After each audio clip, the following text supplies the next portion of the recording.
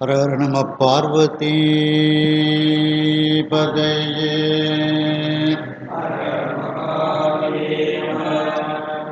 தென்னாடுடைய சிவனே போற்றி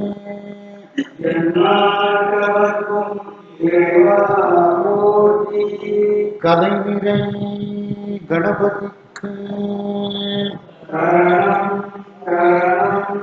திருச்செந்தூர் முருகனுக்கு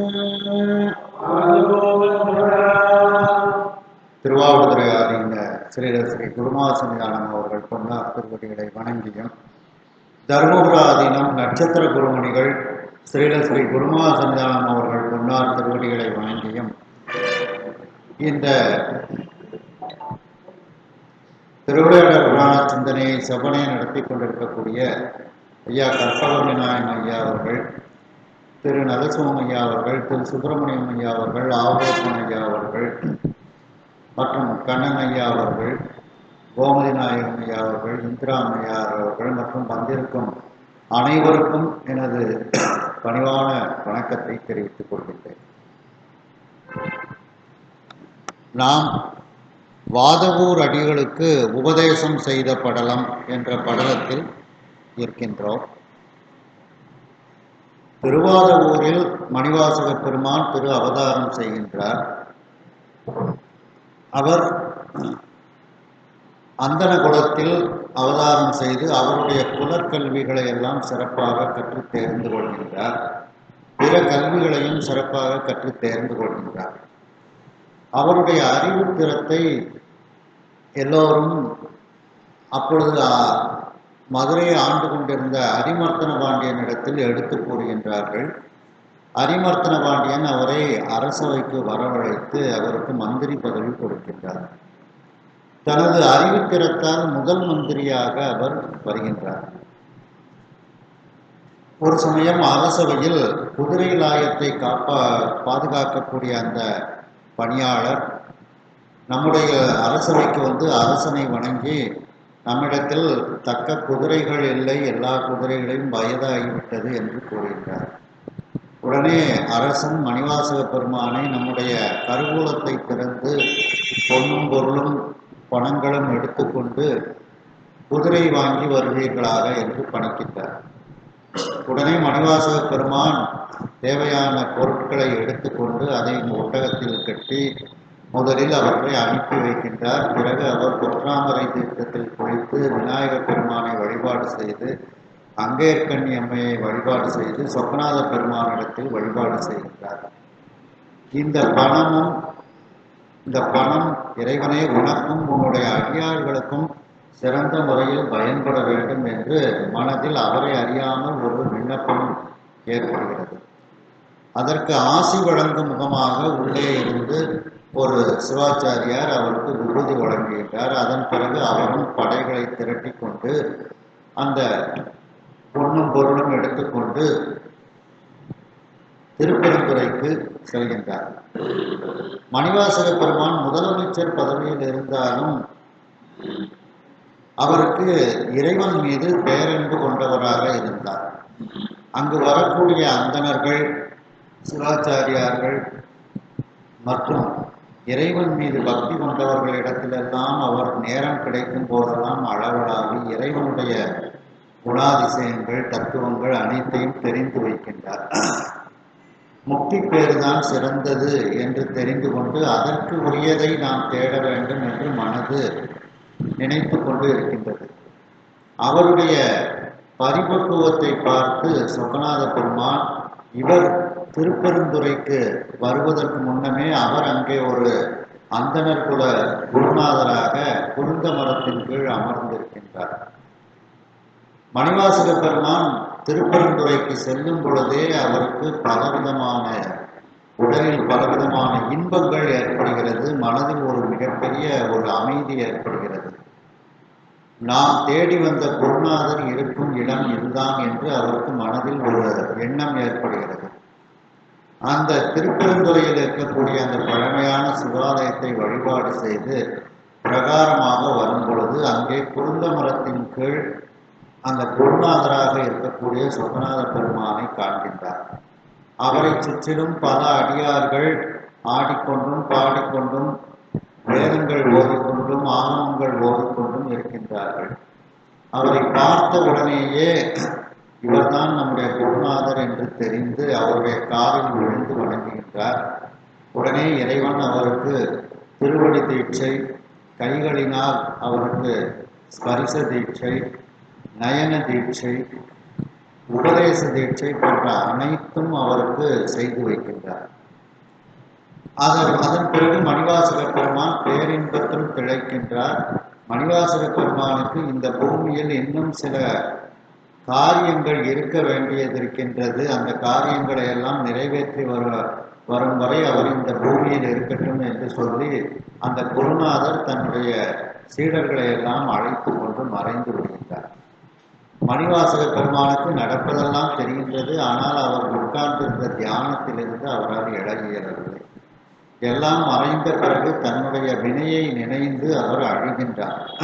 என்னை அழைக்காமல் என்னுடைய வினையையும் என்னையும் இங்கே இருத்திவிட்டு சென்று விட்டீரே என்றெல்லாம் அழுது புலம்புகின்றார்.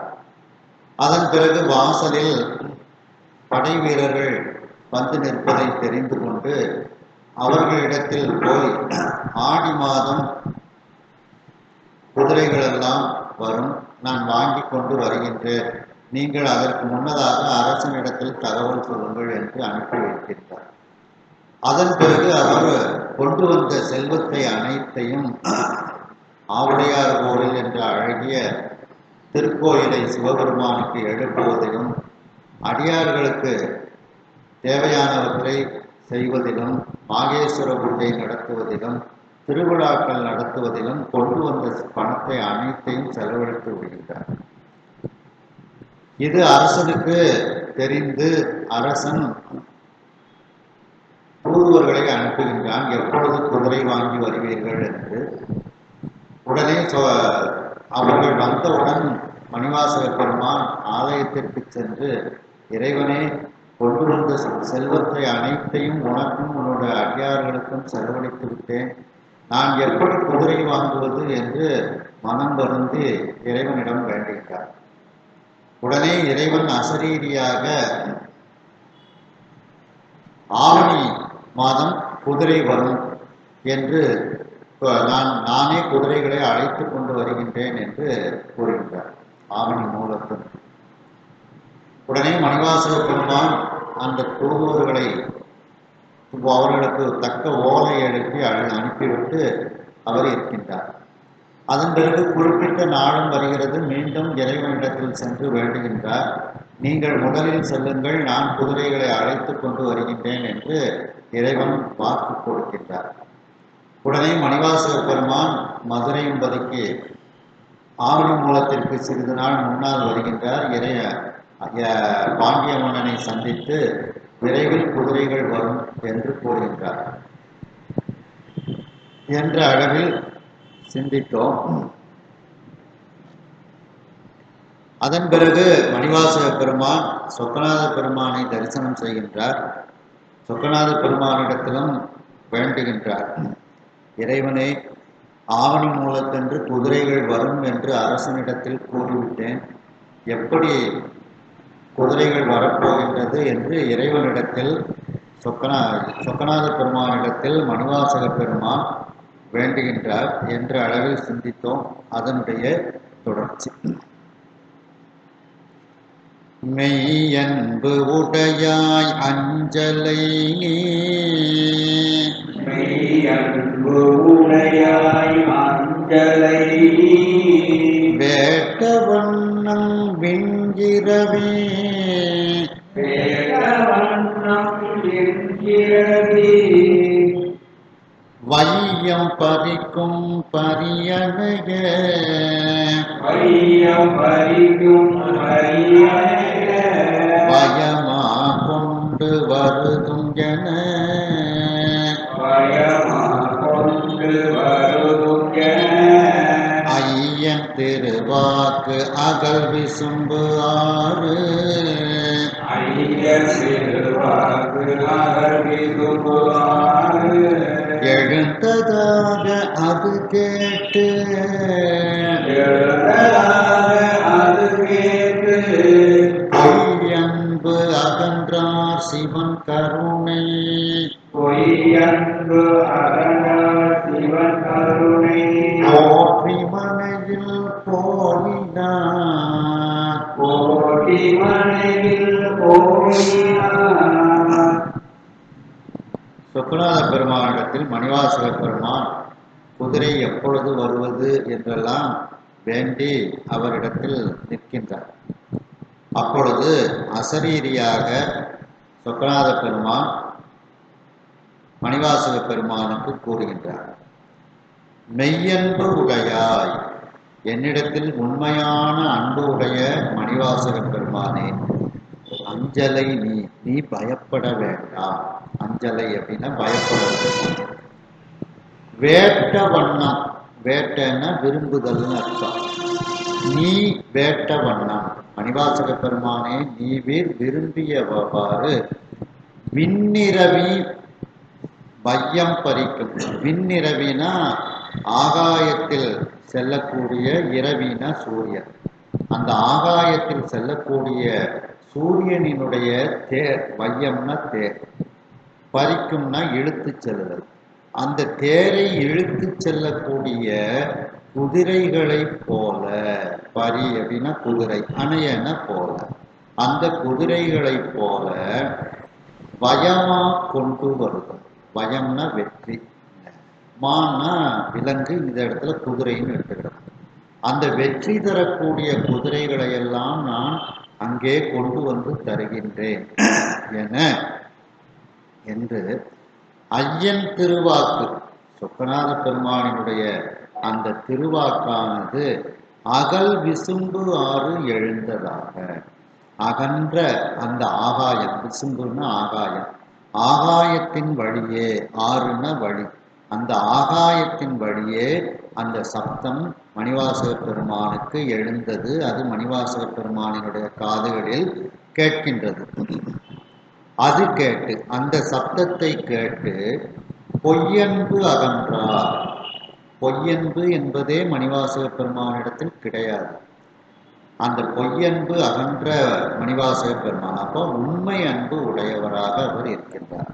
சொக்கநாத பெருமானிடத்தில் உண்மை அன்பு உடையவராக இருக்கக்கூடிய மணிவாசக பெருமான்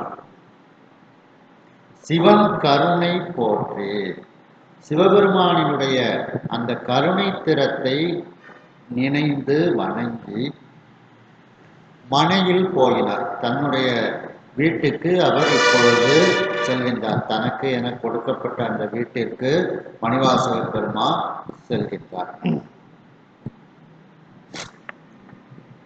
அதாவது சூரியனுடைய தேர்ல பூட்டின குதிரைகள் எவ்வளவு வலிமையாக இருக்குமோ அந்த அளவுக்கு வலிமையான குதிரைகளை நான் உனக்கு கொண்டு வந்து தருகின்றேன் அப்படின்னுட்டு சுவாமி ஆகாயவாணியாக, அசரீரியாக வாக்கு கொடுக்கின்றார். அந்த வாக்கு மணிவாசக பெருமானுக்கு கேட்டதற்கு பிறகு அவருக்கும் மகிழ்ச்சி ஏற்படுகிறது. இறைவனுடைய கருணையை நினைந்து அவர் தன்னுடைய வீட்டிற்கு மணிவாசக பெருமான் இப்பொழுது செல்கின்றார். வையம் அப்படின்னா தேர். வையம், துரகம், மதகரி, மகுடம்னுட்டு இதில் அபிராம எந்தாதியில வருது பார்த்தீங்களா. இந்த தேர் பறிக்கும் அப்படின்னா இழுத்து செல்லக்கூடிய அப்படின்னு அர்த்தம்.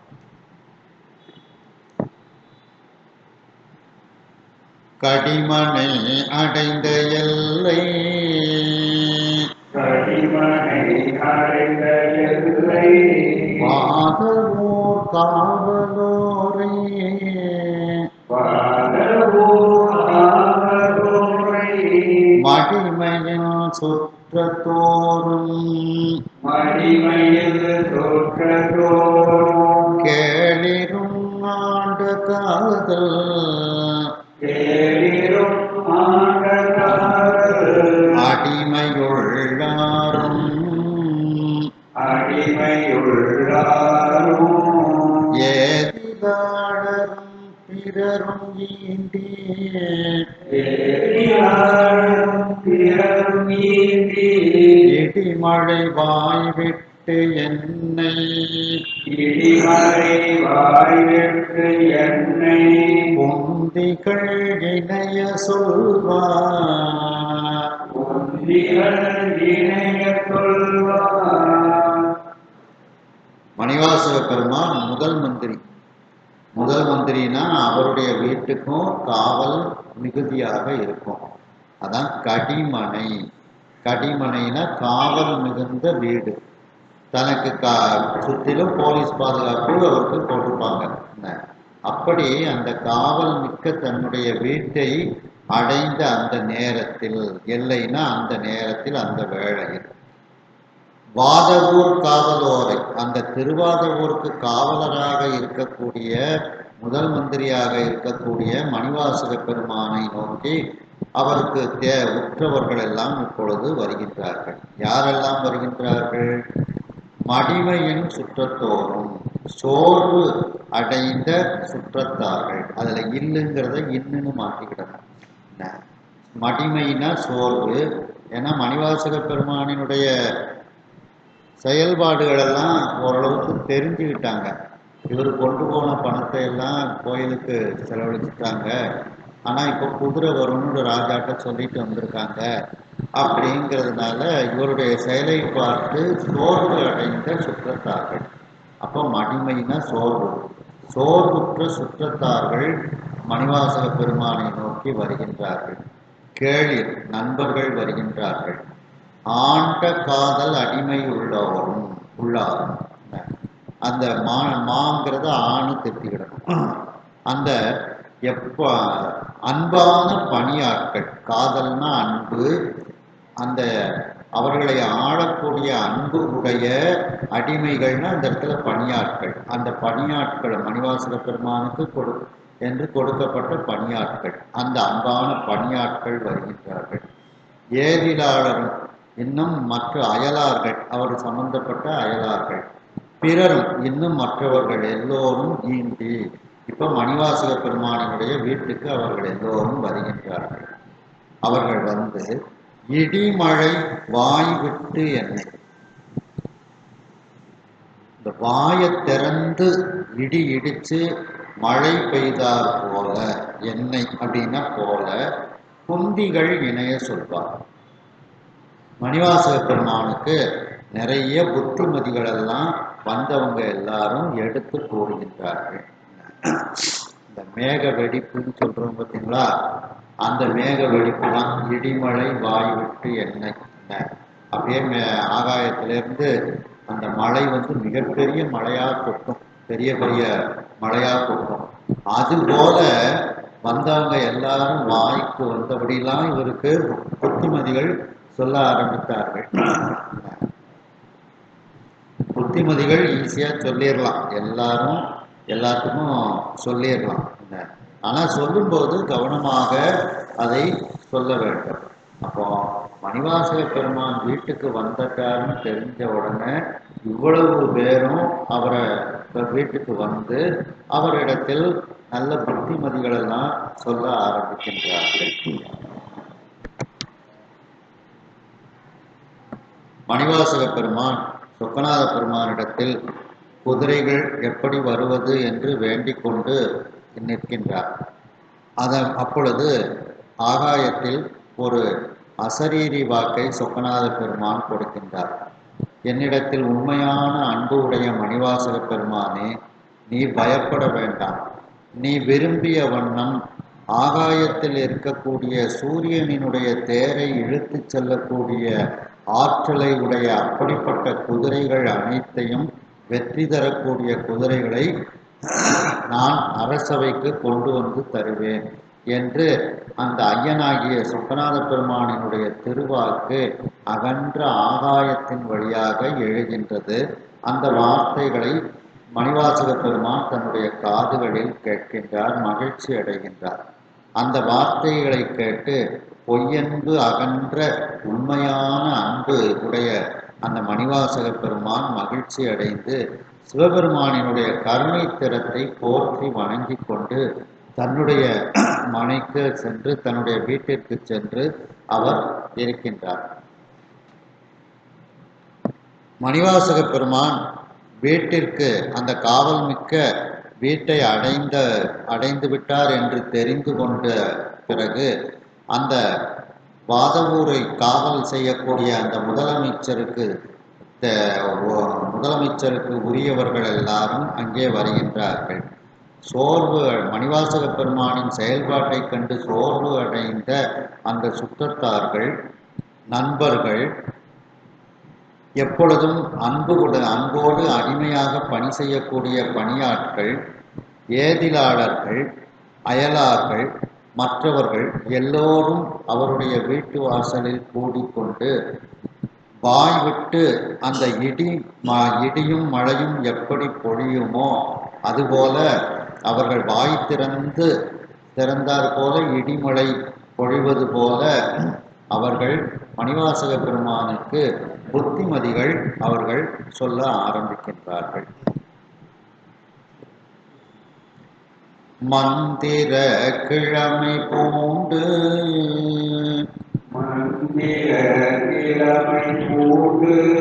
மன்னவர் கருமம் செய்வது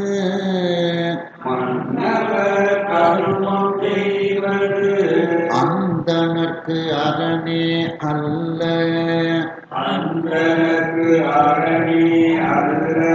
அமைச்சியல் அறத்து நின்றால்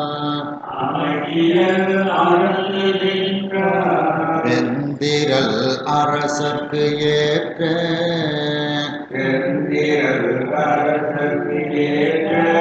செய்வதே வேண்டும் என்ன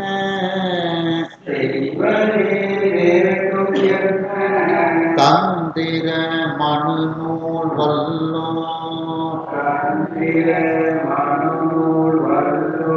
சாற்றுவார் அன்றோ ஐயா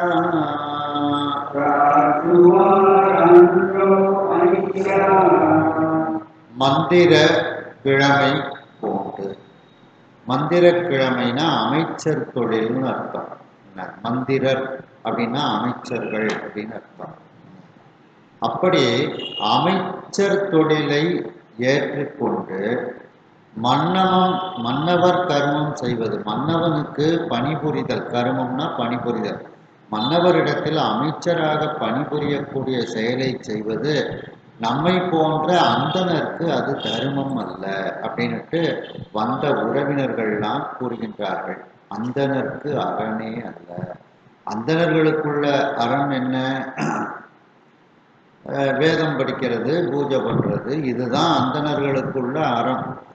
அந்த அந்தணர்களுக்குள்ள அறத்தை விட்டு அரசனிடத்தில் சென்று அமைச்சர் தொழில் செய்வது என்பது நம்முடைய அந்தணர் குலத்துக்கு அது ஏற்றதா? அது தர்மம் அல்ல அப்படின்னுட்டு வந்திருக்கக்கூடிய உறவினர் கூறுகின்றார்கள்.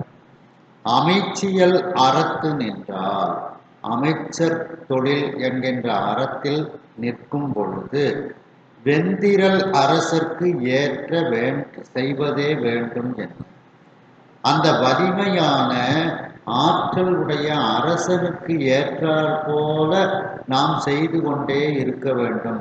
அதுதான் ஒரு மந்திரிக்கு உள்ள, அமைச்சருக்குள்ள ஒரு தொழில். என்ன? தந்திர மனுநூல் வல்லோர் சாற்றுவார் அன்றோ அல்லா. தந்திரம்னா நூல். அந்த மனுநூல் போன்ற நூல்களில் வல்லவர்கள் எல்லாம் இவ்வாறு எடுத்து சொல்வார்கள் அல்லவா ஐயனே அப்படின்னுட்டு மணிவாசக பெருமானை பார்த்து உறவினர்கள்லாம் கூறுகின்றார்கள். அதாவது நாம அந்தணருக்கு உரிய அறத்தை கடைபிடிக்க வேண்டும். ஆனா அமைச்சர் பதவியில இருக்கும் பொழுது அந்த அரசன் அரசனுக்கு தகுந்தாற் போலத்தான் நாம நடக்க வேண்டும். அதை மீறி நாம் நடந்தால் துன்பம்தான் நமக்கு வரும் அப்படின்னுட்டு மனு நூல்கள்லாம் சொல்லி இருக்குது.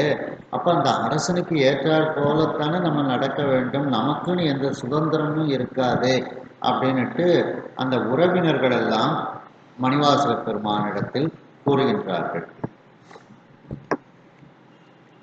அரசியல் அமைச்சு நீதி அரசியல் அமைச்சு நீதி ஆய்ந்து நுங்கட்கு நாங்கள் ஆய்ந்தற்கு நாங்கள் உரை செய்வது எவன் நீர் செய்வது உரை செய்வது எவன் நீர் செய்வது ஒன்றும் நன்றாவது இல்லை ஒன்றும் நன்றாவது இல்லை விரை செறி தாரார்க்கு இன்று விரை தெரிந்தார்க்கு என்று வெம்பரி வருவதாக வெம்பரி வருவதாக வரையறை செய்தீர் நாளே வரையறை செய்தீர் நாளே என் சொல்ல வல்லீர் ஐயா என் சொல்ல வல்லீர் ஐயா அரசியலையும் அமைச்சர்களுக்கு உள்ள நீதியையும் ஆய்ந்து நன்கு அதை பற்றி தெரிந்து வைத்திருக்கக்கூடிய மணிவாசக பெருமானே, உங்களுக்கு நாங்கள் உரை செய்வது எவன்? உங்களுக்கு நாங்கள் உபதேசம் பண்றது, எடுத்து சொல்வது எப்படி? உங்களுக்கே எல்லாமே நன்கு தெரியும், நன்கு படித்தவர் நீங்கள், அரசியலை பற்றி நன்கு படித்தவர், ஒரு அமைச்சருக்கு உண்டான நீதிகளை எல்லாம் மிகவும் ஆய்வு செய்து நன்கு படித்தவர் நீங்கள். அப்படிப்பட்ட உங்களுக்கு நாங்கள் எதை எடுத்து சொல்வது என்று வந்திருக்கக்கூடியவர்களெல்லாம் கேட்கின்றார்கள். நீர் செய்வது ஒன்றும் நன்றாவது இல்லை. நீர் செய்யக்கூடிய காரியம் எதுவும் மிகவும் நன்றாக இல்லை.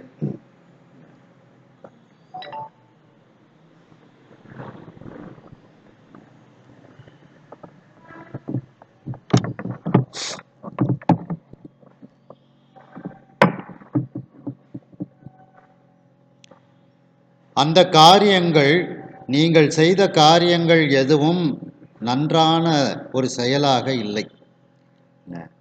அரசன் தந்த பணத்தை அனைத்தையும் செலவழித்து விட்டீர்கள், கோவில் கட்டிவிட்டீர்கள், அடியார்களுக்கு செலவழித்து விட்டீர்கள். இப்படி நீங்கள் செய்த காரியங்கள் எதுவும் நன்றான ஒரு காரியமாக இல்லை என்று கூறுகின்றார்கள். விரை செறி தாரார்க்கு, விரைனா வாசனை, செறினா மிகுந்த, வாசனை மிகுந்த அந்த வேப்பம்பூ மாலையை அணிந்திருக்கக்கூடிய பாண்டிய மன்னருக்கு, தாரார் அப்படின்னா பாண்டிய மன்னன் அர்த்தம்.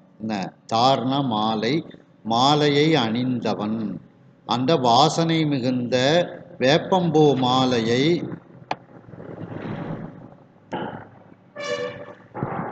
அணிந்த அந்த பாண்டிய மன்னனுக்கு இன்று வெம்பரி வருவதாக, நாளை அந்த வலிமையான குதிரைகள் வந்துவிடும் என்று நீங்கள் நாளை வரையறை செய்து வந்திருக்கின்றீர்கள். அந்த நாளைய தினம் அந்த பாண்டிய மன்னனுக்கு நீங்கள் என்ன பதிலை சொல்லப் போகின்றீர்கள் என்று வந்திருக்கக்கூடியவர்கள் மணிவாசக பெருமானிடத்தில் கேட்கின்றார்கள். ஐயா, என் சொல்ல வல்லீர் ஐயா. அதாவது சுவாமி என்ன சொல்றாரு, ஆவணி மூலத்தன்று குதிரைகள் வந்துடும் அப்படின்னு நாளை ஃபிக்ஸ் பண்றாரு. அதே நாளை மணிவாசக பெருமான் அரசனிடத்திலும் கூறுகின்றார், நாளைக்கு குதிரைகள்லாம் வரும் அப்படின்ட்டு. நாளைக்கு குதிரைகள்லாம் வரும்னு சொல்றீங்க, எப்படி நாளைக்கு குதிரைகள் வரும் அப்படின்ட்டு நீ எந்த அடிப்படையில் நாளை வரும் என்று வரையறை செய்து ஒன்றை இப்படித்தான் நடக்கும் என்று தீர்மானம் செய்தல், அதான் வரையறை செய்தல். தீர்மானம் செய்து அரசனிடத்தில் எப்படி சொன்னீர்கள் அப்படின்னுட்டுலாம் வந்திருக்கக்கூடியவர்கள் மணிவாசக பெருமானிடத்தில் கேட்கின்றார்கள். மணிவாசக பெருமான் வீட்டிற்கு வந்த உறவினர்கள் மணிவாசக பெருமானிடத்தில் கேட்கின்றார்கள், தாங்கள் அமைச்சர் தொழிலை ஏற்றுக்கொண்டு மன்னவருக்கு பணிபுரிதல் செய்வது என்பது அந்தணர் குலத்திற்கு பிறந்த உங்களுக்கு அது அறம் அல்ல, தர்மம் அல்ல. நம்முடைய தர்மம் வேதங்களை ஓதுதல், வேதங்களை பாராயணம் செய்தல், பூஜை செய்தல், இதுதான் அந்தணருக்கு உரிய தர்மம். அதை விட்டுவிட்டு நீங்கள் அமைச்சர் தொழிலை ஏற்றுக்கொண்டு மன்னவரிடத்தில் பணிபுரிந்து வருகின்றீர்கள். அமைச்சர் என்கின்ற அந்த அமைச்சர் தொழிலில் அந்த அறத்தில் நாம் நிற்கும் பொழுது அந்த வலிய ஆற்றல் உடைய அரசருக்கு ஏற்றவாறுதான் நாம் செயல்பட வேண்டும் என்று அந்த மனுநூல் சாஸ்திரங்கள் போன்ற நூல்களில் வல்லவர்களெல்லாம் எடுத்து கூறுவார்கள் அல்லவா ஐயனே என்று உறவினர்கள் கேட்கின்றார்கள். அதாவது என்னதான் இருந்தாலும் நமக்குன்னு ஒரு சுதந்திரம் இருக்காது. நாம அரசனுக்கு ஏற்றார் போலத்தான் நாம நடக்க வேண்டும் அப்படின்னுட்டு வந்திருக்கக்கூடிய உறவினர்கள் மணிவாசக பெருமானிடத்தில் எடுத்து கூறுகின்றார்கள். மேலும் வந்திருக்கக்கூடியவர்கள் கூறுகின்றார்கள், அரசியலையும் அமைச்சர்களுக்கு உரிய நீதியையும் நன்கு ஆய்வு செய்து கற்று தேர்ந்த மணிவாசக பெருமானே, உங்களுக்கு நாங்கள் என்ன எடுத்துச் சொல்ல என்ன இருக்கின்றது? உங்களுக்கு உபதேசம் செய்வதற்கு எங்களிடத்தில் எங்களுக்கு என்ன தெரியும்? ஆனால் ஒன்று மட்டும் தெரிகிறது, நீங்கள் செய்யக்கூடிய எந்த காரியமும் நன்றாக இல்லை என்பது மட்டும் எங்களுக்கு தெரிகிறது. அந்த வாசனை மிகுந்த வேப்பம்பூ மாலையை அணிந்த பாண்டிய மன்னனிடத்தில் இன்றைய தினம் நீங்கள் நாளைய தினம் அந்த வலிமையான குதிரைகள் வந்துவிடும் என்று நாளை வரையறை செய்து நிர்ணயம் செய்து அவரிடத்தில் கூறியிருக்கின்றீர்கள். நாளைய தினம் அந்த குதிரைகள் எப்படி வரும், அரசனுக்கு நீங்கள் என்ன பதில் சொல்ல போகின்றீர்கள் ஐயனே என்று வந்திருக்கக்கூடியவர்கள் அனைவரும் மணிவாசக பெருமானிடத்தில் அவர்கள் கேட்கின்றார்கள்.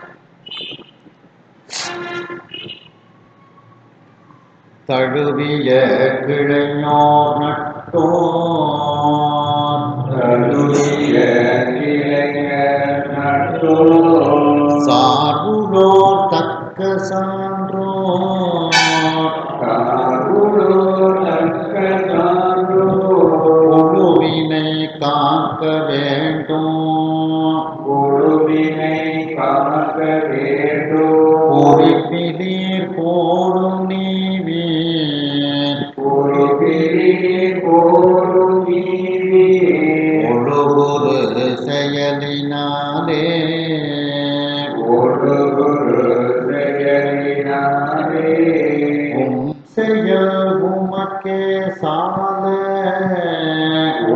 செயல் உமக்கே சால, அழகிது போடும் என்ன, அழகிது போடும் என்ன, கடறினார் அது கேட்டு ஐயா, கடலினார் அது கேட்டு ஐயன்.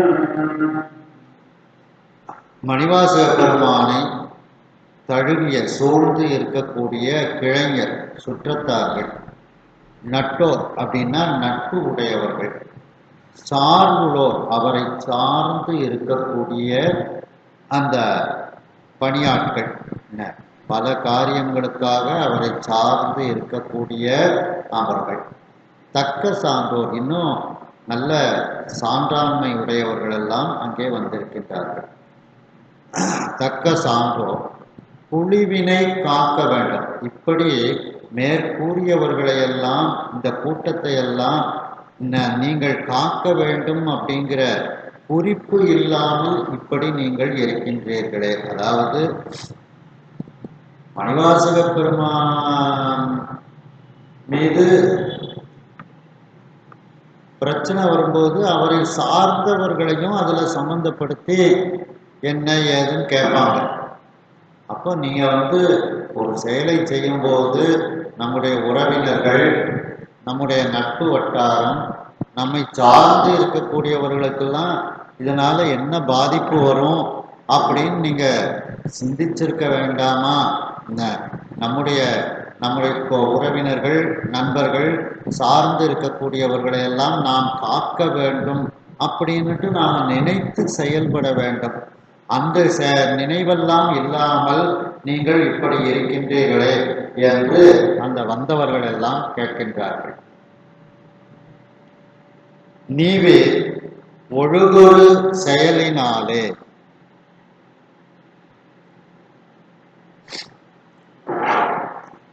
நீங்கள் நடக்கக்கூடிய அந்த செயலின் காரணமாக உங்களுடைய செயல்பாடானது உங்களுக்கே ரொம்ப அழகாக இருக்கின்றது போலும் அப்படின்னுட்டு அந்த வந்தவர்கள் எல்லோரும் இடித்து உரைக்கின்றார்கள். கழறுதல் அப்படின்னா இடித்து உரைத்தல்னு அர்த்தம். என்ன, இடித்து உரைக்கின்றார்கள். அது கேட்டு அந்த ஐயன் மணிவாசக பெருமான் அதற்கு பின்னால் பதில் கூறுகின்றார்.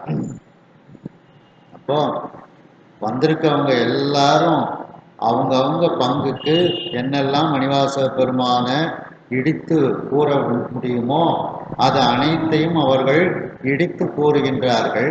மணிவாசக பெருமான் அனைத்தையும் கேட்டுக்கொண்டே இருக்கின்றார். அப்போ நாம ஒரு செயலை செய்யும்போது அதனால் பாதிப்பு எப்படியெல்லாம் வரும் என்று சிந்தித்து செயல்பட வேண்டும்.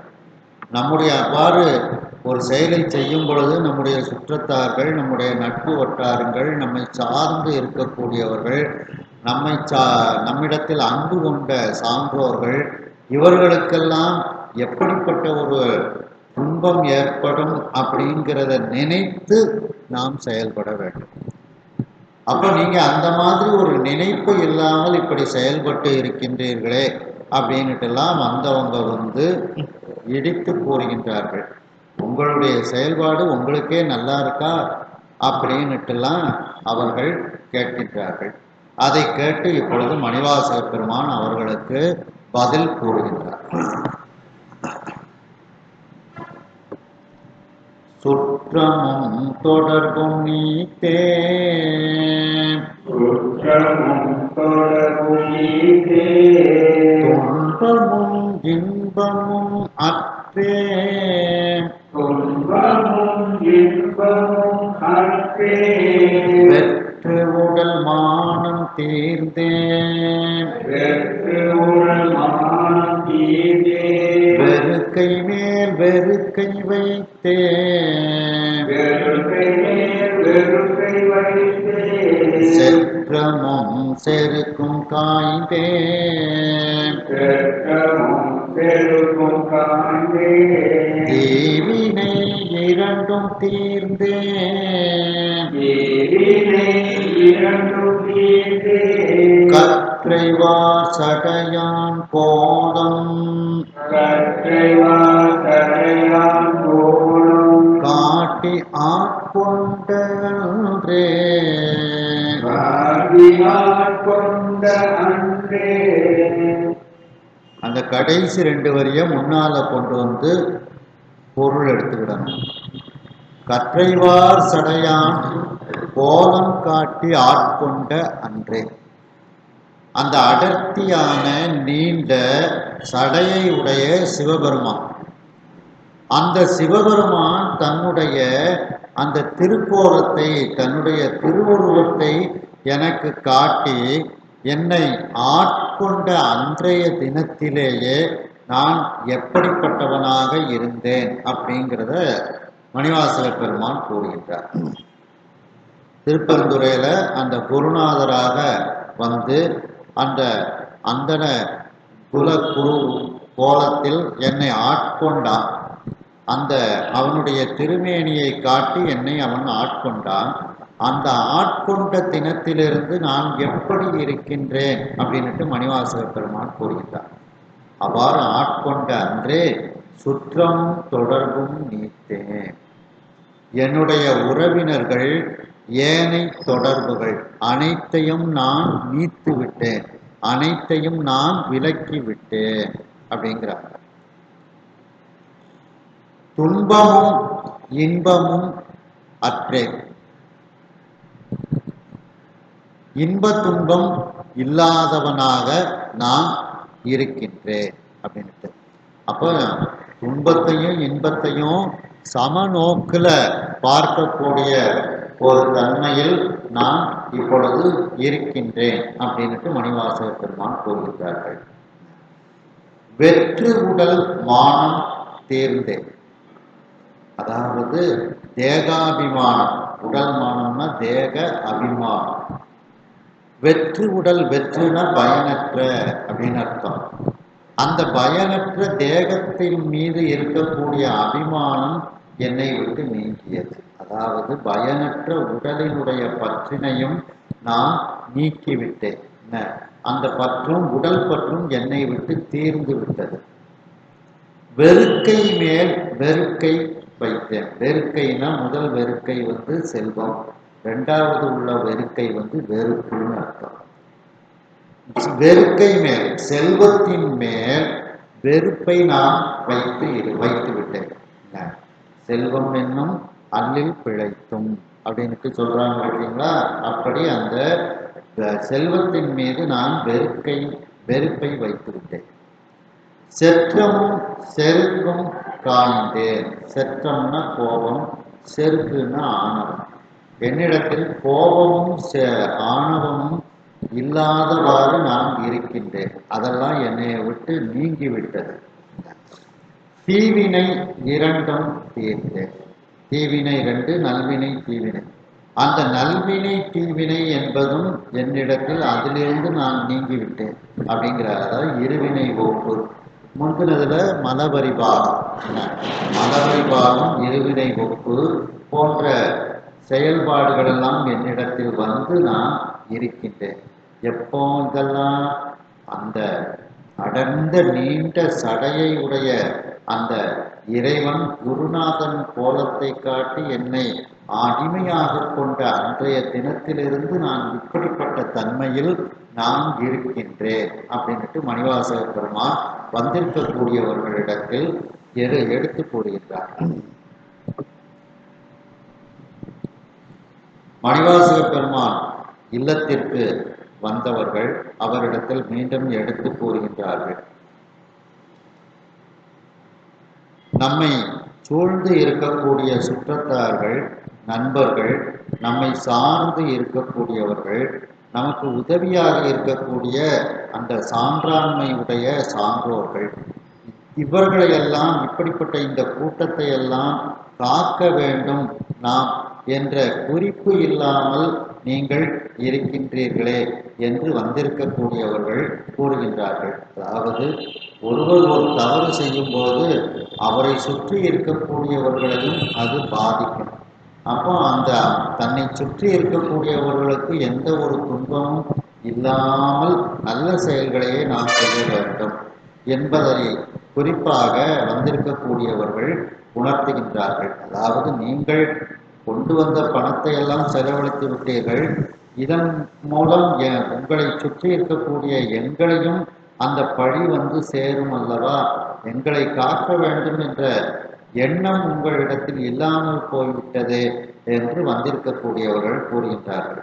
மேலும் கூறுகின்றார்கள், நீங்கள் நடக்கக்கூடிய அந்த செயலானது அப்படிப்பட்ட அந்த செயல்பாட்டினாலேயே உங்களுடைய செயல்பாடு உங்களுக்கே மிகவும் அழகாக இருக்கின்றது போலும், உங்களுக்கே அந்த செயல் அழகாக இருக்கின்றதா என்றெல்லாம் அவர்கள் மணிவாசக பெருமானிடத்தில் இடித்து உரைக்கின்றார்கள்.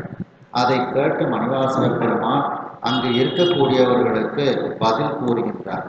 அடர்ந்த நீண்ட சடையை உடைய அந்த சிவபெருமான் குருநாதர் கோலத்தில் திருப்பெருந்துறையில் தன்னுடைய திருவுருவத்தை எனக்கு காட்டி என்னை அடிமையாக கொண்ட அன்றைய தினத்திலிருந்து நான் எப்படி இருக்கின்றேன் என்று மணிவாசக பெருமான் அவர்களிடத்தில் கூறுகின்றார். என்னுடைய சுற்றத்தார்களையும் ஏனைய தொடர்புகளையும் நான் நீத்து விட்டேன். எனக்கு இன்ப துன்பம் என்பது அற்று அந்த இன்ப துன்பம் இல்லாத ஒரு நிலையில் நான் இருக்கின்றேன்.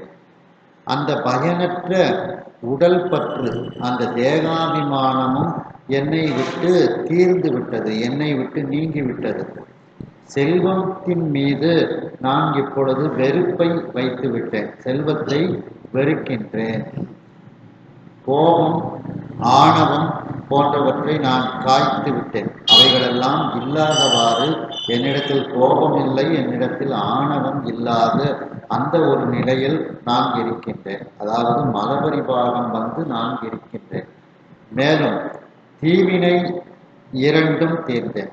நல்வினை தீவினை என்கின்ற இரண்டும் என்னை விட்டு தீர்ந்து விட்டது, என்னை விட்டு நீங்கி விட்டது. ஏன்னா தீவினைன்னு ஏன் பொதுவாக போடுறாங்க அப்படின்னா, நல்வினையும் பிறவிக்கு ஒரு காரணமாக இருக்கும், தீவினையும் பிறவிக்கு காரணமாக இருக்கும்.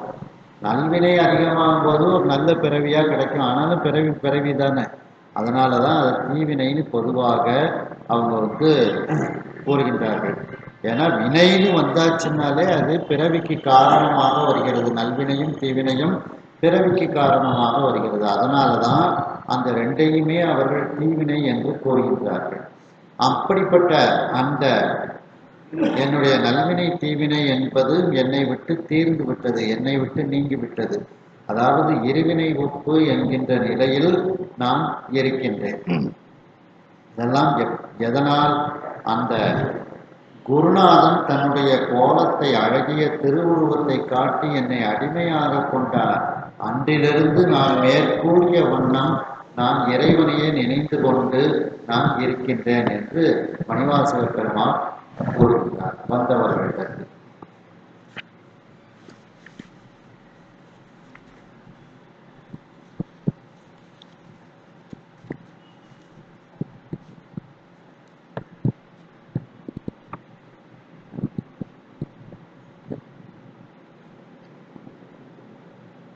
தந்தை தாய் குறவன் ஆசான்,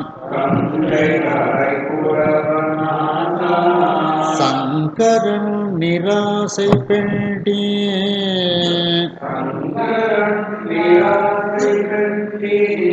மைந்தர் பல் உயிரும் சுற்றம்,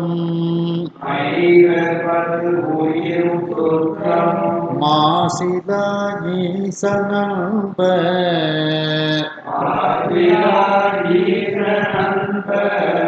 அந்தமில் பிறவியேடோ,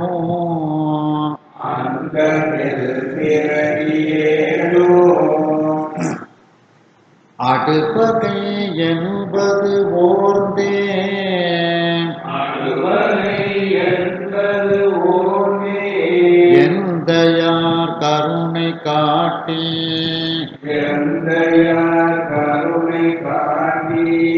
எம்மை ஆட்கொண்ட அன்றே,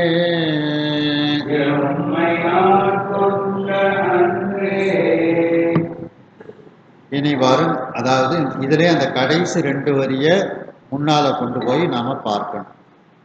எந்தையார் கருணை காட்டி எம்மை ஆட்கொண்ட அன்றே. என்னுடைய தந்தையாராக இருக்கக்கூடிய அந்த சொக்கநாத பெருமான் தன்னுடைய கருணை கோலத்தை காட்டி, கருணைனா இங்க அருட்கோலம், அந்த குருநாதராக தன்னுடைய குருநாதர் உருவத்தை காட்டி என்னை தன்னுடைய அடிமையாக ஆக்கி கொண்ட அன்றைய தினத்திலிருந்து நான் எப்படி இருக்கின்றேன் அப்படின்ட்டு திரும்பவும் கூறுகின்றார். தந்தை தாய் புறவன் ஆசான் சங்கரன், இதை எப்படி எடுத்துக்கிடணும்?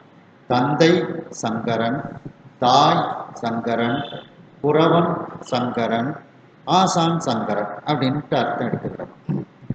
என்னுடைய தந்தையாரும் சிவபெருமானே, என்னுடைய தாயும் சிவபெருமானே. புறவன் அப்படின்னா ஞானாசிரியன் அர்த்தம். என்னுடைய ஞான ஆசிரியனும் சிவபெருமானே. ஆசான் அப்படின்னா போதகாசிரியன் அர்த்தம், சொல்லிக் கொடுக்கக்கூடியவன் அப்படின்னு அர்த்தம். என்னுடைய போதகாசிரியனாக இருக்கக்கூடியவனும் சிவபெருமான் தான். சங்கரன் அப்படின்னா சிவபெருமான். அப்போ என்னுடைய தாய் தந்தை ஞானாசிரியன் போதகாசிரியனாகவே அந்த இறைவன் தான் இருந்து கொண்டு இருக்கின்றான் அப்படின்ட்டு கூறுகின்றார். எப்பொழுதிலிருந்து? என்னை ஆட்கொண்ட நாளிலிருந்து அவர் தான், இறைவன் தான் எனக்கு எல்லாம் அப்படிங்கிறாங்க. நிராசை பெண்டீர். பெண்டீர் அப்படின்னா மனைவின்னு அர்த்தம். என்னுடைய மனைவி அப்படிங்கிறது யாரு அப்படின்னா ஆசையற்ற தன்மை தான் என்னுடைய மனைவி. நிராசை, ஆசை, நிராசை. நிராசைனா ஆசையற்ற தன்மை. அந்த ஆசையற்ற தன்மையோடு இருக்கக்கூடிய நிலையில் நான் இருக்கின்றேன். அதுதான் என்னுடைய மனைவி அப்படிங்கிறார். மைந்த பல் உயிரும், எல்லா உயிர்களும் எனக்கு மகனாக இருக்கின்றார்கள் அப்படின்னுட்டு கூறுகின்றார். மைந்த பல் உயிரும், எல்லா உயிர்களும் எனக்கு மைந்தனாக அவர்கள் இருக்கின்றார்கள். அதே மைந்தர்னு போடாம மகன்னு போடாம மைந்தர்னு போடுறாங்க அப்படின்னா, மகன்னா வீட்டுக்கு மட்டும் பயன்படக்கூடியவனுக்கு பேர் மகன்னு பேர். மைந்தன் அப்படின்னா வீட்டுக்கும் பயன்பட்டு ஊருக்கும் எல்லாத்துக்கும் பயன்படக்கூடியவனுக்கு பேர் மைந்தன்னு பேர். அதனாலதான் மண்ணின் மைந்தன்னு சொல்லுவாங்க, மண்ணின் மகன்னு சொல்ல மாட்டாங்க. வால் போஸ்டர்லாம் பார்த்தீங்கன்னா மண்ணின் மைந்தன் அப்படின்னுட்டு தான் இருக்கும். அப்படி அந்த எல்லா உயிர்களும் எல்லாருக்கும் பயன்படக்கூடிய அந்த உயிர்கள் எல்லாம் எனக்கு மைந்தனாக மகனாக இருக்கின்றார்கள். சுற்றம் மாசு இலா ஈசன் அன்பர். என்னுடைய சுற்றத்தார்கள் யார் என்று தெரியுமா? குற்றமில்லாத சிவபெருமானுக்கு அன்பர்களாக இருக்கக்கூடியவர்கள் தான் என்னுடைய சுற்றத்தார்கள் அப்படின்ட்டு மணிவாசக பெருமான் கூறுகின்றார்கள். அந்தமில் பிறவி ஏழும் அடுப்பகை. சரி, எனக்கு பகைவர்கள் யாருன்னு தெரியுமா? அந்தம்னா முடிவு, முடிவு இல்லாத 7 பிறவி. அந்த பிறவிகள் தான் எனக்கு கொடுமையான பகை. அடுப்பகைனா கொல்லும் பகை, கொடுமையான பகை. ஏன்னா பிறந்து இறந்து பிறந்து இறந்து இப்படியே நான் பிறவிகளில் விழுந்து கொண்டே இருக்கின்றேன். புல்லாகி கூடாய் புழுவாய் மரமாகி எல்லா பிறப்பும் பிறந்து இழைத்தேன் எம்பெருமா அப்படின்னு சொல்றாங்க. அப்போ என்னுடைய கொடுமை, என்னை கொல்லக்கூடிய பகை எது என்றால் முடிவில்லாமல் தொடர்ந்து வரக்கூடிய அந்த 7 பிறவிகள் தான் என்னுடைய பகைகளாக இருக்கின்றது அப்படின்னுட்டு இதுல சொல்றாங்க. என்பது ஓர்ந்தேன், இதையெல்லாம் நான் அறிந்து கொண்டேன் அப்படின்னா, ஓர்ந்தேன்னா இதையெல்லாம் நான் தெரிந்து கொண்டேன் அப்படின்னு அர்த்தம். இதுல வருது பார்த்தீங்களா, திருவம்பாவையில பாடு ஏர் ஓர் எம்பாவாய் அப்படின்ட்டு. அப்போ ஓர்தல் அப்படின்னா தெரிந்து செயல்படு அப்படின்னு அர்த்தம். ஏர் அப்படின்னா நான் சொல்வதை ஏற்றுக்கொள்ளுங்கள், ஓர் அப்படின்னா அறிந்ததை வைத்து செயல்படுங்கள் அப்படின்ட்டு அர்த்தம். அப்போ நீங்கள்லாம் சீக்கிரம் எந்திரிச்சு வெளியில வாங்க, நாம எல்லாரும் ஒன்று போல போய் ஆத்துல குளத்துல குளிச்சுட்டு சிவபெருமான வழிபாடு செய்வோம் அப்படின்னு செயல்பாட்டுக்கு நீங்க வாங்க அப்படிங்கிறது தான் ஓர் அப்படின்னு சொல்றது. புத்தி உடைய ஒரு தன்மையோடு செயல்படுதல். இப்போ இதுல கூட சொல்லுவோம் ஓர்மை இல்லையா அப்படிம்பாங்க. கன்னியாகுமரி மாவட்டத்துல பார்த்தீங்கன்னா ஓர்மை இல்லையா அப்படிம்பாங்க, புத்தி இல்லையாங்கிறத. அப்போ ஓர்ந்தேன், இந்த மேற்கூறிய அனைத்தையும் நான் தெரிந்து கொண்டேன். எப்பொழுது தெரிந்து கொண்டேன்? இறைவன் என்னை ஆட்கொண்ட போது நான் இதை அனைத்தையும் தெரிந்து கொண்டேன் அப்படின்ட்டு மணிவாசக பெருமான் கூறுகின்றார்கள்.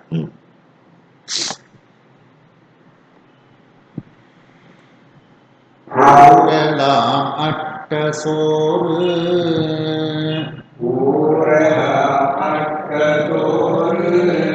நம்மதே உவரி சூழ்ந்த,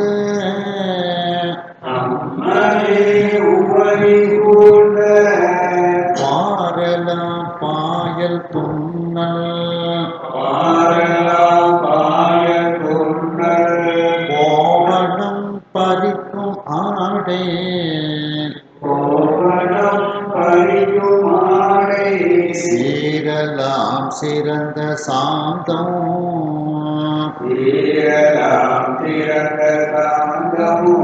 தெய்வ நீர் அணி போல் கண்டே,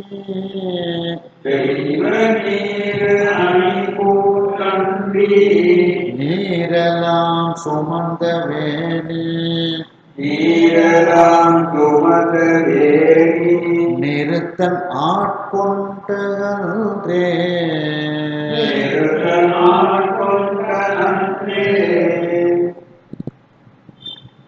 ஊரெல்லாம் இதுலயும் அந்த கடைசி 2 வரியை மேல கொண்டு போயிடும். நீரெல்லாம் சுமந்த வேணி நிறுத்தன் ஆட்கொண்ட அன்றே. நீர்னா கங்கை. பொதுவா தண்ணீர், நீர், புனல், ஆறு அப்படின்ட்டுலாம் சொன்னா கங்கையை தான் குறிக்கும். குறிப்பிட்டு தாமிரபரணி நீர்னு சொன்னாதான் தாமிரபரணி தண்ணீரை குறிக்கும். அப்போ அந்த கங்கை நீர் அனைத்தையும் தலையில் சுமந்து கொண்டிருக்கக்கூடிய சடையை உடைய வேணின சடை, அந்த சடையை உடைய நிறுத்தன் அந்த நடராஜ பெருமான் ஆட்கொண்ட அன்றே, அந்த நடராஜ பெருமான் குருநாதனாக வந்து என்னை தன்னுடைய அடிமையாக ஆக்கி கொண்ட அன்றைய தினத்திலிருந்து நான் எப்படி இருக்கின்றேன் அப்படின்ட்டு மணிவாசக பெருமான் தன்னுடைய செயல்பாடுகளை எல்லாம் எடுத்து கூறுகின்றார். ஊரெல்லாம் அட்ட சோறு நம்மதே. இந்த ஊர்ல எல்லா மக்களும் சமைத்த அந்த சோறு, அந்த உணவு எல்லாம் எனக்கு உரியதாகவே இருக்கின்றது. அப்படின்னா என்ன அர்த்தம் அப்படின்னா, நான் வந்து ஒரு துறவிக்கு இலக்கணம் பிட்சை எடுத்து சாப்பிடுறது. ஒரு ஊர்ல ரொம்ப நாள் தங்கவும் கூடாது. ஏன்னா ஒரு ஊர்ல ரொம்ப நாள் தங்கணும்னா ஒரு வீட்டில் பிட்சை எடுத்தா அந்த வீட்டு ருசி நாட்டுக்கு தெரிய ஆரம்பிச்சிடும். இந்த வீட்டுக்கு போனால் ருசியா சாப்பாடு கிடைக்கும் அப்படிங்கிற ஒரு சிந்தனை வந்துடும். அதனால ஊரை மாற்றிக்கிட்டே இருக்கணும், பிட்சை எடுத்து சாப்பிடணும். அதுதான் இதில் வந்து சொல்கிறாங்க. ஊரெல்லாம் அட்ட சோறு நம்மதே. இந்த ஊரில் உள்ள மக்கள் எல்லாம் சமைத்த அந்த சோறு எனக்கு உரியது. அப்படின்னா நான் யார் வீட்டில் போயும் பிட்சை எடுத்து சாப்பிடக்கூடிய நிலையில்தான் நான் இருக்கின்றேன் அப்படின்னு சொல்லி சொல்கிறாங்க. அதான் ஆதிசங்கரரும் பிட்சை எடுத்து சாப்பிட்றாங்க. அப்படி பிட்சை எடுக்கிறதுக்கு போகும்போது தான் ஒரு வீட்டு வாசல்ல போய் நிற்கிறாங்க. பசி, சாப்பாடு கொடுன்னு கேட்குறாங்க. அவங்க வீட்டில் அதுக்கு மேலே தரித்திரம், ஒன்றுமே இல்லை, ஒரு அரிசி கூட இல்லை. அப்போ ஆனாலும் ஒரு சாது வந்து வாசல்ல வந்து பிட்சை கேட்குறாங்க, நாம் ஏதாவது கொடுக்கணும்னு அந்த அம்மா நினைக்காங்க. வீட்டில் ஊறுகாய் போட்டு வச்சுருப்பாங்க, அதில் ஒரே ஒரு நெல்லிக்காய் மட்டும் பாக்கி, ஊறுகாய், நெல்லிக்காய் ஊறுகாய் பாக்கி. அப்போ அந்த அம்மா வந்து சொல்கிறாங்க, எங்கள் வீட்டில் உங்களுக்கு கொடுக்கறதுக்கு ஒன்றுமே இல்லை, ஒரே ஒரு நெல்லிக்காய் மட்டும் இருக்குது, அது ஊறுகாய் தான் அப்படின்னு சொல்லி சொல்கிறாங்க. சரி அதை கொடு அப்படின்னு சொல்லி சங்கரர் கேட்குறார். உடனே அந்த அம்மா ஒரு தட்டில் அந்த நெல்லிக்காயை வச்சு கொண்டு வந்து கொடுக்குறாங்க. அதை சாப்பிட்டு, அந்த நெல்லிக்காயை சாப்பிட்டு தண்ணீரை குடிச்சிட்டு அந்த வீட்டு வாசல்லையே ஆதிசங்கரர் வந்து கனகதாரா ஸ்தோத்திரம்னு ஒரு மகாலட்சுமியை நினைச்சு பாடுறாங்க. அந்த பாட்டு முடிஞ்ச உடனே அந்த வீட்டில் அப்படியே தங்க நெல்லிக்காய் வந்து அப்படியே விழுது. அதன் பிறகு அந்த வீட்டில் உள்ளவங்க மிகப்பெரிய செல்வந்தர்களாக அவர்கள் ஆகிவிடுகின்றார்கள். அது மாதிரி ஞானிகள் வந்து பிச்சை எடுத்து சாப்பிடணும் அப்படிங்கிறது தான் சம்பிரதாயம். அது அதனால தான் மணிவாசக பெருமானும் இப்பொழுது ஒரு மிக உயர்ந்த ஞானியாக, ஒரு துறவியாக இருப்பதனால மணிவாசக பெருமான் என்னுடைய உள்ளம் துறவு நிலையில தான் இருக்குது அப்படிங்கிறதுனால தான் அவர் என்ன சொல்றாங்க, ஊர்ல யார் யாரெல்லாம் சாப்பாடு வச்சிருக்காங்களோ அது பூரா எனக்கு தான். அப்படின்னா நான் பிச்சை எடுத்து தான் சாப்பிடக்கூடியவன், நான் அப்படிப்பட்ட ஒரு துறவு நிலையில் நான் இருக்கின்றேன் அப்படின்ட்டு மணிவாசக பெருமான் கூறுகின்றார்கள். இன்னைக்கும் அந்த வீடு வந்து அந்த தங்க நெல்லிக்காய் விழுந்த வீடு இருக்குன்ட்டு வாட்ஸ்அப்ல எல்லாம் போட்டு விடுதாங்க. தினமலரில் போட்டிருக்காங்க, வாட்ஸ்அப்பில் அந்த வீட்டையே காமிச்சிருக்காங்க. அந்த பரம்பரையும் இருக்காங்க. அந்த ஆதிசங்கரற்கு அந்த தங்க நெல்லிக்காய் வாங்கின அந்த பரம்பரையில் உள்ளவங்களும் இருக்கிறாங்க. உலகி சூழ்ந்த பாரெல்லாம் பாயல். உவரின கடல், கடல் சூழ்ந்த உலகம், கடல் சூழ்ந்த உலகெல்லாம் காக்கின்ற பெருமான் காடவர்கோன் கடற்சிங்கன் அடியார்க்கும் அடியேன். அது மாதிரி கடல் சூழ்ந்த இந்த உலகம் முழுவதுமே எனக்கு படுக்கை அப்படிங்கிறார். பாயல்னா படுக்கைன்னு அர்த்தம். என்ன அப்படின்னா என்ன அர்த்தம்? எங்கனாலும் நான் படுத்துக்கிடுவேன். என்ன, இந்த பூமியில எங்கனாலும் நான் படுத்துக் கொள்வேன். அதான் ஒரு துறவிக்கு இலக்கணம். அது அதான் பாரெல்லாம் உவரி சூழ்ந்த பாரெல்லாம் பாயல். இந்த பட்டினத்தார் பத்திரக்கிரியார் இதுல கூட சொல்லுவாங்க என்னன்னா, பட்டினத்தார் வரப்ப தலைக்கு வச்சு படுத்திருப்பார். அப்போ வயர்ல உள்ள வரப்பு, அந்த வரப்பை தலைக்கு உயரமா வச்சு வயல்ல படுத்திருப்பார். அப்போ பெண்கள் உருவத்துல சுவாமி பாரு, ஒரு நல்ல துறவி, எப்படிப்பட்ட செல்வந்தர், நீ பாரு வரப்புல தலையை வச்சு படுத்திருக்கிறாரு அப்படின்னு, பூமியில இப்படி படுத்திருக்காரு. என்ன பெரிய துறவு இவருக்கு, இன்னமும் தலைக்கு உயரம் வச்சு படுக்கணுங்கிற சுகந்தானே இவர்கிட்ட இருக்கு அப்படின்ட்டு உடனே எந்திரிச்சு பார்க்காரு. அவங்க மறைஞ்சிருது. ஆஹா, நமக்கு எப்படிலாம் உபதேசம் கிடைக்கி அப்படின்ட்டு அந்த வரப்புல உள்ள தலையை எடுத்து தரையில வச்சு திரும்ப அவர் படுக்கிறாராம். அது மாதிரி அவர்களுக்கு, ஞானிகளுக்கு, துறவிகளுக்கு தரதான் படுக்கை. உவரி சூழ்ந்த பாரெல்லாம் பாயல், துண்ணல் கோவணம் பறிக்கும் ஆடை. தைக்கப்பட்ட அந்த நெய்யப்பட்ட கோவணம், அந்த உடை மட்டுமே எங்களுக்கு உடுத்தக்கூடிய ஆடையாக இருக்கின்றது. அப்போ எங்களுக்கு பெரிய அளவில் ஒரு ஆடைகள்லாம் வேணும், வேட்டி இதெல்லாம் வேணுங்கிற இது கட்டாயம் இல்லை. ஏன்னா நாங்கள் துறவு நிலையில் இருக்கிறோம். அதனால அந்த நெய்யப்பட்ட கோவணம் மட்டுமே நாங்கள் உடுத்தக்கூடிய ஆடையாக இருக்கின்றது. இதெல்லாம் எளிமை, வாழ்க்கையினுடைய எளிமை. சீரெல்லாம் சிறந்த சாந்தம் தெய்வ நீரு, பெருமைகள் அனைத்திலும் சிறந்த பெருமையை உடைய அந்த சந்தனம், பூசக்கூடிய சந்தனம் எது என்றால் தெய்வீக தன்மை பொருந்திய திருநீர் தான். ஏன்னா சந்தனம் ரொம்ப பெருமை வாய்ந்தது. ஆனால் எங்களுக்கு எது சிறந்தது, சிறந்த சந்தனம் போல பெருமை வாய்ந்தது எது என்றால் அந்த தெய்வீக தன்மை பொருந்திய திருநீர் தான் நாங்கள் பூசக்கூடிய சந்தனம் அப்படின்ட்டு இதுல கூறுகிறார்.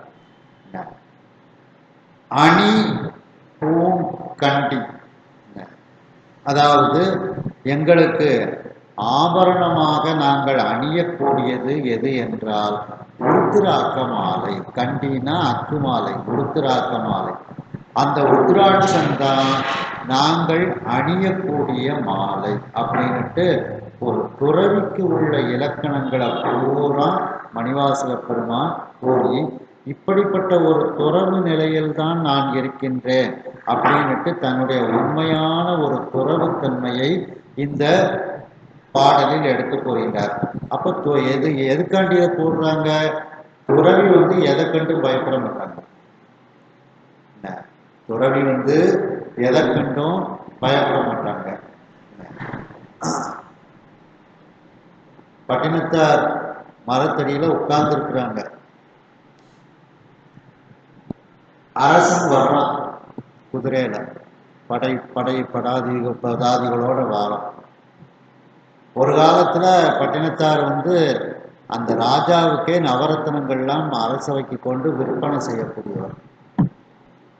உடனே இந்த பட்டினத்தாரை பார்த்து அரசன் வணங்கிட்டு, அம்மா எவ்வளவு பெரிய செல்வந்தரா இருந்தீங்க, இந்த துறவுனால உங்களுக்கு என்ன கிடைச்சது, என்ன பலன் கிடைச்சது, என்ன பயன் கிடைச்சது, அவ்வளவு செல்வத்தையும் விட்டுட்டு நீங்க இப்படி வந்து இருக்கீங்களே அப்படின்னுட்டு ராஜா வந்து கேட்கின்றார்.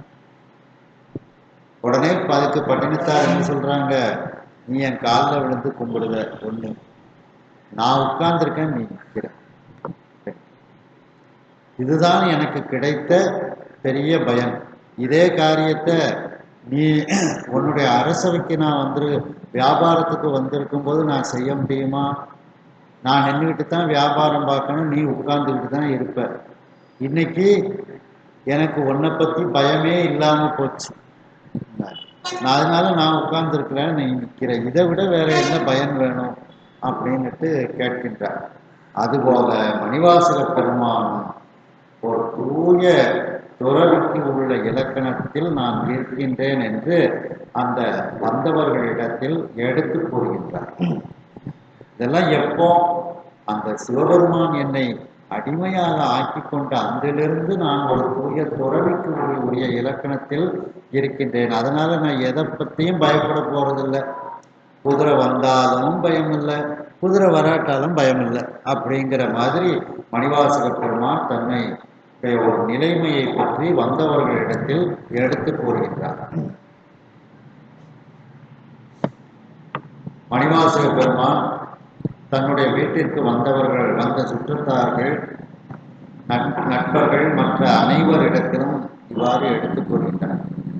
எனக்கு தந்தையாராக இருக்கக்கூடிய பெருமான் தன்னுடைய கருணை உருவமாகிய அருட்கோலத்தை காட்டி என்னை தன்னுடைய அடிமையாக ஆக்கி கொண்ட அன்றிலிருந்து நான் எப்படி இருக்கின்றேன், எனக்கு யாரெல்லாம் உறவு என்று தெரியுமா என்று கூறுகின்றார். என்னுடைய தந்தை சங்கரன் சிவபெருமான், என்னுடைய தாயும் சங்கரன், என்னுடைய புறவனாகிய ஞானாசிரியனும் சங்கரன், என்னுடைய ஆசானாகிய போதகாசிரியனும் என்னுடைய சங்கரன் சிவபெருமான், என்னுடைய பெண்டிர் என்னுடைய மனைவி என்பது ஆசையற்ற தன்மைதான் என்னுடைய மனைவி. பூமியில் இருக்கக்கூடிய பல உயிர்களும் என்னுடைய மைந்தர்கள், என்னுடைய மகன்கள். என்னுடைய சுற்றத்தார்கள் குற்றமில்லாத சிவபெருமானுக்கு அன்பராக இருக்கக்கூடிய அனைவரும் என்னுடைய சுற்றத்தார்கள். முடிவில்லாமல் திரும்ப திரும்ப வரக்கூடிய 7 பிறவியும் தான் என்னை கொல்லக்கூடிய பகைவர்களாக அவர்கள் இருக்கின்றார்கள். இப்படிப்பட்ட தன்மையை நான் தெரிந்து கொண்டேன். எப்பொழுது என்னுடைய தந்தையாராகிய சிவபெருமான் தன்னுடைய கருணை உருவத்தை காட்டி ஆட்கொண்ட அன்றே நான் மேற்கூறிய அனைத்தையும் தெரிந்து கொண்டேன். இன்னும் அவர்களிடத்தில் கூறுகின்றார், கங்கை முழுவதையும் தலையில் சுமந்து கொண்டிருக்கக்கூடிய சடையை உடைய அந்த நடராஜ பெருமான் என்னை அடிமையாக கொண்ட அன்றைய தினத்திலிருந்து நான் ஒரு துறவு நிலையில் இருக்கின்றேன். எப்படி இருக்கின்றேன் என்றால், ஊரில் எல்லோரும் சமைத்த உணவு முழுவதும், அந்த சோறு முழுவதும் எனக்கு உரியதுதான். அதாவது நான் பிச்சை எடுத்துதான் சாப்பிடுவேன். கடல் சூழ்ந்த இந்த உலகம் முழுவதுமே எனக்கு படுக்கையாக இருக்கின்றது. அதாவது எனக்குன்னு ஒரு வீடு இதெல்லாம் தேவையில்லை, இந்த உலகமே எனக்கு படுக்கையாக இருக்கின்றது. நெய்யப்பட்ட அந்த கோவணமே நான் உடுத்தும் ஆடையாக இருக்கின்றது. எனக்கு இந்த கோவணத்தை தவிர பட்டாடைகள், சால்வைகள் போன்றவைகள் எல்லாம் எனக்கு தேவையில்லை. இந்த எளிமையான உடையே எனக்கு போதுமானதாக இருக்கின்றது. சீர் அனைத்திலும் சிறப்பு பெற்ற சந்தனம், அந்த வாசனை மிகுந்த சந்தனம், பூசக்கூடிய சந்தனம் எது என்றால் நான் தெய்வீக தன்மை பொருளிய திருநீர் தான் நான் பூசக்கூடிய சந்தனமாக இருக்கின்றது. நான் அணியக்கூடிய ஆபரணம் எதுவாக இருக்கின்றது என்றால் அக்கு மாலை, ருத்ராக்க மாலை தான் நான் அணியக்கூடிய ஆபரணமாக இருக்கின்றது. இப்படிப்பட்ட ஒரு துறவு நிலையில் நான் எப்பொழுது என்னை மாற்றிக்கொண்டேன் என்றால், அந்த கங்கையை தலையில் சுமந்த அந்த சடையை உடைய நடராஜ பெருமான் என்னை ஆட்கொண்ட அன்றைய தினத்திலிருந்து நான் மேற்கூறிய துறவு நிலையில்தான் இருக்கின்றேன் என்று மணிவாசக பெருமான் கூறுகிறார். இறக்கினும் இன்றே இறக்குக என்றோம் இறக்கினும் இன்றே இறக்குக என்றோம் இருக்கினும் இருக்குக வேந்தம் இருக்கினும் இருக்குக வேந்தம் ஒருக்கினும் பொறுக்க உவகையும் உடனே ஒருக்கினும் பொறுக்க உவகையும் உடனே ஓட்டினும் போட்டுக வானில் ஓட்டினும் போட்டுக வாயில் சிறக்கினும் சிறக்க கொடிய தீனரகில் சிறகினும் சிறக கொடிய தீனரகில் சேரினும் சேருக சிவனை சேரினும் சேருக சிவனை மரக்கிலம் பண்டை பழவினை விழைந்தால் மரக்கிலம் பண்டை பலவினை விளையார் மாற்றுவார் யார் என மறுத்தார். மாற்றுவார் என மறுத்தார். சரி, இப்போ வந்தவர்களை பார்த்து கூறுகின்றார் மணிவாசக பெருமான். நான் இறக்க வேண்டும் என்று இருந்தால் இன்றே நான் இறக்கட்டும் என்று அவர் கூறுகின்றார். இருக்கினும் இருக்குக, நான் உயிரோடு இருக்கணும் நாளைக்கு அப்படின்னா நாளைக்கு நான் இருப்பேன். இறைவன் எனக்கு அந்த வாய்ப்பை தந்தால் நான் உயிரோடு இருப்பேன். வேந்தன் ஒருக்கினும் ஒருக்க, அரசன் பாண்டிய மன்னன் என்னை தண்டித்தாலும் தண்டிக்கட்டும். ஒருத்தல் அப்படின்னா தண்டித்தல்னு அர்த்தம். ஒருக்கினும் பொறுக்க, அவர் தண்டிக்கணும்னு நினைச்சாலும் தண்டனை கொடுக்கட்டும். உவகையும் உடனே ஊட்டினும் ஊட்டுக, மகிழ்ச்சியை எனக்கு உடனே அவர் தர வேண்டும், ஊட்ட வேண்டும் என்று நினைத்தால் அந்த மகிழ்ச்சியை எனக்கு அவர் ஊட்டட்டும். அதாவது மகிழ்ச்சியை எனக்கு அந்த பாண்டிய மன்னன் தரட்டும். வானில் சிறக்கினும் சிறக்க, வான்னா இந்த இடத்துல சொர்க்கலோகம்னு எடுத்துக்கிடணும். நான் சொர்க்கலோகத்துக்கு சென்று அங்கே சிறப்போடு இருக்க வேண்டும் என்றால் நான் சொர்க்கலோகத்துக்கு செல்வேன் அப்படிங்கிறார். கொடிய தீநரகில் சேரினும் சேருக, கொடுமையான அந்த தீமை தரக்கூடிய நரகம், அந்த நரகத்தில் நான் சேர்ந்து இருக்க வேண்டும் அப்படின்னா அதையும் நான் ஏற்றுக்கொள்கின்றேன். சொர்க்கத்தில் இருக்கணும்னாலும் அதிலையும் நான் இருக்க தயார். நரகத்தில் இருக்க வேண்டும் என்றால் அந்த நரகத்திலும் இருப்பதற்கு நான் தயார் அப்படின்னுட்டு மணிவாசக பெருமான் கூறுகிறார். சிவனை மறக்கிலம், எங்கு இருந்தாலும் நான் சிவபெருமானை மட்டும் மறக்க மாட்டேன் அப்படிங்கிறார். பண்டை பழவினை விளைந்தால் மாற்றுவார் யார் என மறுத்தார். அந்த முன் செய்த பழமையான வினையானது எனக்கு அதனுடைய பலனை விளைவித்தால் அந்த பலாபலனை மாற்றக்கூடியவர்கள் யார்? யாராலும் மாற்ற முடியாது. அவரவர்கள் செய்த வினைக்கு அவரவர்கள் அனுபவித்தே தீர வேண்டும். அப்போ அந்த வினை வந்தா நான் யாரால மாற்ற முடியும் அப்படின்னுட்டு வந்தவர்களிடத்தில் மணிவாசக பெருமான் கூறுகிறார். அதாவது நான் எதை பற்றியும் கவலைப்படலை, சாவு வந்தாலும் கவலைப்படலை, எனக்கு துன்பம் தந்தாலும் கவலைப்படலை, எனக்கு மகிழ்ச்சி தந்தாலும் அதை பற்றியும் நான் கவலைப்படலை, சொர்க்கத்துக்கு போகணுன்னாலும் கவலைப்படலை, நரகத்துக்கு போகணுன்னாலும் கவலைப்படலை அப்படிங்கிறார். அதில் பண்டை பழவினை அப்படின்னு வெறுமனை வினைன்னு போட்டிருக்க வேண்டியதானே. ஏன் பண்டை பழவினைன்னு போடுறாங்க? மணிவாசக பெருமான் பிறந்தது ஒரு நல்ல பக்தியான ஒரு அந்தன குலத்துல பிறக்கிறார்.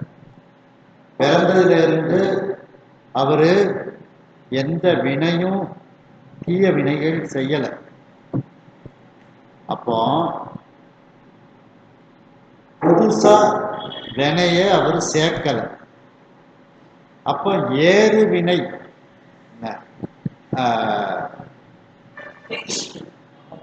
சஞ்சிதம் பிராரத்தம் ஆகாமியம்.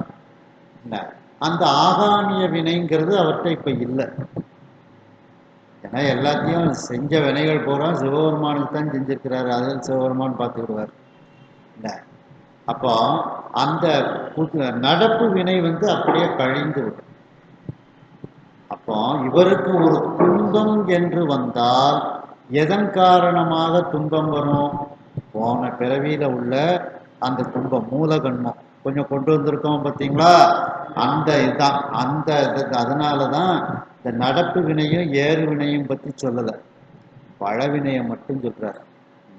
அந்த சஞ்சித வினையை மட்டும் பற்றி சொல்றாரு. எனக்கு ஒரு துன்பம்னு வந்துச்சுன்னா அது நான் போன பிறவியில செஞ்ச பழமையான பழவினையின் காரணமாகத்தான் எனக்கு ஒரு துன்பம் வரணும். இந்த பிறவியில நான் எந்த வினையும் தீய வினைகள் செய்யல. நான் செஞ்சது ஒரே வினை என்ன? அரசன் கொடுத்த பணத்தை சிவபெருமானுக்கும் அவனுடைய அடியார்களுக்கும் செலவழிச்சான், அவ்வளவுதான். அது சொக்கநாத பெருமான் பார்த்துக்கிடுவார் அப்படிங்கிற எண்ணத்துல அவர் இந்த இடத்துல சொல்றார், எனக்கு ஒரு துன்பம் வந்துச்சுன்னா பண்டை பழவினையின் காரணமாகத்தான் அந்த துன்பம் விளையுமே தவிர இப்பொழுது இந்த நடப்பு வினை ஏறு வினையினால எனக்கு எந்த ஒரு துன்பமும் வராது. அந்த பண்டை பழவினை கொடுமையாக இருந்தா அதை யாரால மாற்ற முடியும்? அது வந்துதான் தீரும். அதை நான் ஏற்றுக்கொள்ள வேண்டியதுதான் அப்படின்ட்டு மணிவாசக பெருமான் வந்தவர்களிடத்தில் கூறுகின்றார். அதான் ஞானசம்பந்த பெருமானும் முதல் பாட்டிலே என்ன சொல்றாரு? அரு நெறிய மறை வல்ல முனியகன் பொய்கை அலர்மேய பெருநெறிய பிரமாபுரம் மேவிய பெம்மான் இவன் தன்னை ஒரு நெறிய மனம் வைத்து உணர் ஞான சம்பந்தன் உரை செய்த திருநெறிய தமிழ் வல்லவர் தொல்வினை தீர்தல் எளிதாமே. ஞான சம்பந்த பெருமானுடைய பாட்டை படிச்சாச்சுன்னா பழமையான வினை தொல்வினை தீர்தல் எளிது. பழமையான வினையே எளிதாக தீரும் பொழுது நடப்பு வினை ஏறு வினையெல்லாம் மிக எளிதாக தீர்ந்துவிடும் அப்படின்னுட்டு அதான் முதல் பாட்டிலேயே ஞானசம்பந்த பெருமான் தொல்வினை தீர்தல் எளிதாமே அப்படிங்கிறார். அதனாலதான் இங்க மணிவாசக பெருமானும் ஏதாவது துன்பமோ எது வந்தாலும் நான் செஞ்ச பழவினையின் காரணமாகத்தான் அது வரும். அது வந்துச்சுன்னா அதை யாரால மாற்ற முடியும்? அந்த வினையை நம்ம அனுபவிச்சு தான் தீரணும் அப்படின்னுட்டு தைரியமாக வந்தவர்களிடத்தில் மணிவாசக பெருமான் எடுத்து கூறுகின்றார். இதுல கூட அந்த நெஞ்சு விடுத்துவது அதுல கூட இப்படியே ஓயாம நரகத்துக்கு வந்துகிட்டே இருக்கிறியேன்னுட்டு ஒரு வார்த்தையை போடுவார். இன்னும் உனக்கு சிவபெருமானுடைய திருவடி கிடைக்கலையா? திரும்ப திரும்ப நீ நரகத்துக்கே வாரியே அப்படின்னு ஒரு ஒரு நடைமுறையாக சொல்லுவாப்புல. அந்த அத மாதிரி நரகத்துக்கு போனாலும் சரி சொர்க்கத்துக்கு போனாலும் சரி அப்படிங்கிறதெல்லாம் மணிவாசக பெருமான், அதாவது எல்லாம் இறைவன் செயல் அப்படிங்கிற நிலையில அவர் இப்பொழுது இருக்கின்றார். மணிவாசக பெருமான் வந்தவர்களை பார்த்து கூறுகின்றார், நான் இறந்துபட வேண்டும் என்ற விதி இருந்தால் நான் இறந்துபடுவேன். நான் என்றென்றைக்கும் இருக்க வேண்டும் என்ற விதி இருந்தால் நான் இருப்பேன். அரசன் என்னை தண்டிக்க வேண்டும் என்ற விதி இருந்தால் தண்டிக்கட்டும். எனக்கு அந்த அரசன் மகிழ்ச்சியை உடனே ஊட்ட வேண்டும் என்ற விதி இருந்தால் அவன் ஊட்டட்டும். நான் சொர்க்கலோகத்திற்கு சென்று அங்கு சிறப்பாக இருக்க வேண்டும் என்ற விதி இருந்தால் அப்படியே நடக்கட்டும். கொடுமையான தீமையான நரகத்தில் நான் சேர்ந்து அங்கே இருக்க வேண்டும் என்ற விதி இருந்தாலும் அப்படியே நடக்கட்டும். ஆனால் எப்படி இருந்தாலும் எங்கு இருந்தாலும் நான் சொர்க்கலோகத்தில் இருந்தாலும் நரகத்தில் இருந்தாலும் சிவபெருமானை மட்டும் நான் மறக்காமல் இருப்பேன். மேலும் பழமையான அந்த முன் செய்த பண்டை காலத்தில் நான் செய்த முற்பிறவியில் செய்த பழமையான வினையின் காரணமாக மேற்கூறியவைகளெல்லாம் என்னிடத்தில் விளைந்தால், அந்த துன்பங்கள் இன்பங்கள் விளைந்தால் அதை மாற்றக்கூடியவர்கள் யார்? என்னுடைய வினை நான் அனுபவித்தே கழிக்க வேண்டும். ஆகையினால் வருவது வரட்டும், ஏற்றுக்கொள்வோம் என்று மணிவாசக பெருமான் தன்னை நோக்கி வந்த அந்த உறவினர்களிடத்திலும் நட்பு வட்டாரத்திலும் அந்த சான்றாண்மை மிக்கவர்களிடத்திலும் தன்னுடைய பணியாட்களிடத்திலும் எடுத்து போடுகின்றார் என்று இந்த அளவில் இந்த சிந்தனையை நிறைவு செய்து மீண்டும் அடுத்த சிந்தனையில் இதனை நாம் தொடர்வோம். ஹர நம பார்வதி பதையே. ஹர மகாதேவா. தென்னாடுடைய சிவனே போற்றி. எந்நாட்டவர்க்கும் இறைவா போற்றி. வெற்றிவே